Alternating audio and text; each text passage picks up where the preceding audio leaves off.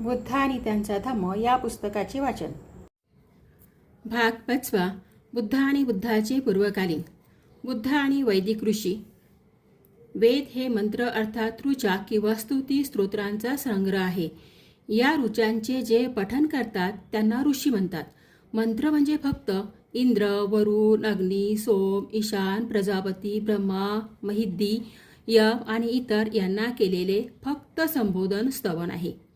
ही स्तवने फक्त शत्रूविरुद्ध मदत, धनप्राप्ती, भक्तांकडून भोजन, मांस आणि दारू यांचा स्वीकार करावा म्हणून केलेल्या फक्त प्रार्थना आहेत. वेदांमध्ये तत्वज्ञान म्हणून अधिक काही नाही, परंतु असेही काही वैदिक ऋषी होते की त्यांनी तात्विक स्वरूपाच्या कल्पना अंदाज मांडले आहेत.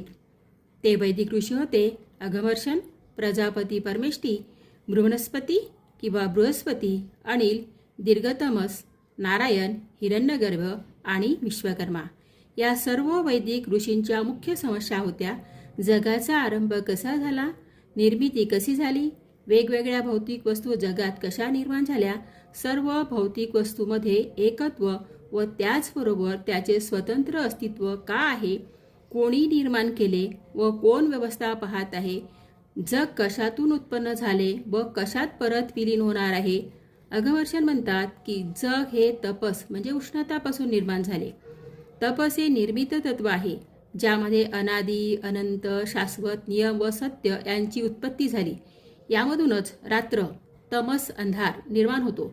तमसमधून जल निर्माण झाले आणि जलाने कालारंभ म्हणजे काळवेळ निर्मिती केला.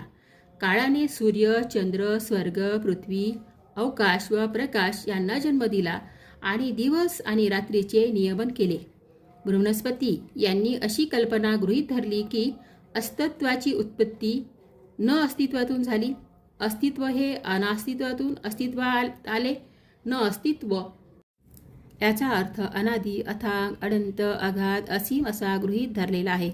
सर्व विद्यमान अस्तित्वाचा आणि जे अद्यापी अस्तित्वात आलेले नाही त्या सर्व शक्य असलेल्या अस्तित्वाचा न अस्तित्व म्हणजे असत हे नित्य स्वरूपाचा पायाभूत आधार आहे. प्रजापती परमेष्ठी यांनी अस्तित्वाची उत्पत्ती अनास्तित्वातून झाली काय या प्रश्नाने सुरुवात केली. त्यांचे असे मत होते की हा प्रश्नच निरर्थक असंबंध मुद्द्याला सोडून आहे. जे जे अस्तित्वात आहे त्यांचे मूळ स्रोत जल आहे. त्यांच्या दृष्टीने जगताचा मूलाधार जल आहे आणि जलाची व्याख्या ही ना असतमध्ये होते आणि ना असतमध्ये करता येते. परमेष्ठी यांनी जडत्व, वस्तू आणि प्रेरक शक्ती यांच्यात भेद केला नाही. त्यांच्या मतानुसार एका मूलभूत तत्वानुसार स्वभावतःच पाण्याचे रूपांतर एखाद्या गोष्टीत होते आणि त्या मूलभूत तत्वाचे त्यांनी नावानिधान केले काम, वैश्विक इच्छा शक्ती आणि अनिल्या वैदिक तत्ववेत्ता यांचे मते वायू हे मूलतत्व होय. वायूमध्ये स्वाभाविकपणे चलनवलन क्रियाशीलतेची क्षमता असते. वायूमध्ये निर्मिती तत्वाची क्षमता असते. दीर्घतमस यांनी असे सांगितले आहे की सर्व प्राणी मात्र अंतिमतः सूर्यावर अवलंबून असतात. सूर्य आपल्या अंतर्निहित अंतर्गत शक्तीच्या बंधनाने बदलेला व फिरणारा असून स्वाभाविकता पुढे मागे हालचाल करीत असतो. सूर्याप्रमाणेच विद्युत व अग्नी हे करड्या रंगाच्या पदार्थाचे बनलेले आहेत. सूर्य, विद्युत व अग्नी यांच्यात जलाचा बीजांकुर असतो. पाणी हे वनस्पतीचे बीजांकुर आहे. दीर्घतमस यांचे विचार असे होते. नारायण यांच्या मतानुसार पुरुष हेच आदी विश्वनिर्मितीचे प्रथम कारण होय. सूर्य, चंद्र, पृथ्वी, पाणी, अग्नी, वायू, अंतरिक्ष, आकाश, क्षेत्र, ऋतू, पक्षी, सर्व पशु, मानवाच्या सर्व जाती आणि सर्व मानवी संस्था या सर्वांची उत्पत्ती पुरुषापासूनच होते. हिरण्यगर्भ हे तात्विकदृष्ट्या परमेष्ठी आणि नारायण यांच्या मध्यभागी होते. हिरण्यगर्भ म्हणजे स्वर्णबीज. या विश्वाच्या महान शक्तीतूनच इतर सर्व शक्ती आणि ऐहिक आणि परलौकिक अस्तित्वे निर्माण झाली. हिरण्यगर्भ म्हणजे अग्नी, सौरमंडळ हे अग्नितत्वाने बनलेले आहे विश्वाचे निर्मिती तत्व. विश्वकर्मा यांच्या मते जल तत्वास विश्वाच्या उत्पत्तीचे कारण मानणे आणि संचारशक्ती ही जलनिर्मित आहे हे योग्य आणि समाधानकारक नाही.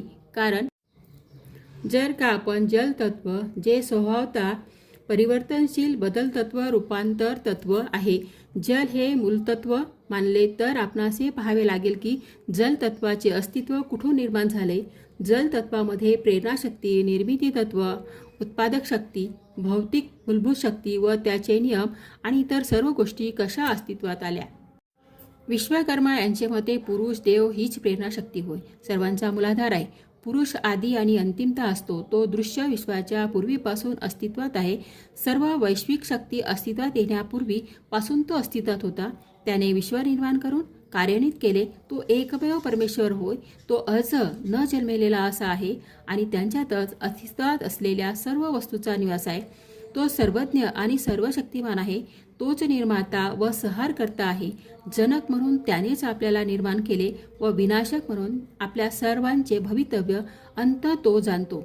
बुद्धांना सर्वच वैदिक ऋषी आदरणीय वाटत नव्हते. फक्त 10 वैदिक ऋषींनाच त्यांनी अतिप्राचीन व मंत्राचे खरेखुरे रचनाकार म्हणले. नीतिमत्ता उंचावणारे काहीही त्यांच्या मंत्रामध्ये आढळले नाही. त्यांच्या मते वेद हे ओसाड वाळवंटाप्रमाणे निरुपयोगी निष्प्रयोजन आहे. ज्यापासून काय शिकता येईल किंवा घेता येईल असे काहीही मंत्रामध्ये नव्हते. म्हणूनच बुद्धांनी मंत्रांना दूर त्यागले. अशाच प्रकारे बुद्धांना वैदिक ऋषीच्या तत्वज्ञानात काहीही आढळले नाही.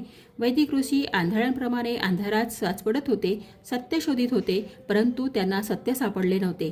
त्यांचे सिद्धांत म्हणजे कल्पना, मानसिक उडाणे, फक्त अंदाज होते की ज्यांना कोणत्याही तर्कशास्त्राचा व सत्यवस्तुतेचा आधार नव्हता. त्यांनी जे तत्वज्ञान योगदान केले त्यामधून कोणतीच सामाजिक मूल्ये निर्माण झाली नाहीत. म्हणूनच बुद्धांनी वैदिक ऋषीचे तत्वज्ञान निरुपयोगी म्हणून अमान्य केले, नाकारले.